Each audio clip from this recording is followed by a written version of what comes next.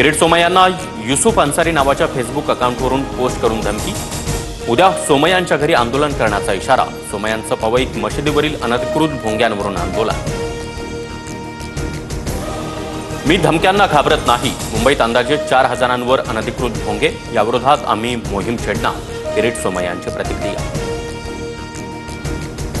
मंगेशकर रुग्णालयामध्ये राज्य सरकारची समिती आज प्राथमिक अहवाल सादर करणार। महिला आयोगाच्या अध्यक्षा रुपाली चाकणकर यांच्यासमोर अहवाल सादर होणार। पोलिसांकडून दीनानाथ रुग्णालयातील सीसीटीव्ही फुटेजची तपासणी। भिडे कुटुंबीय 5.5 तास हॉस्पिटलमध्ये होतं। महिलेवर प्राथमिक उपचारही न केल्याची माहिती। पुणे पोलिसांनी मेडिकल कमिटीचा रिपोर्ट मागितला।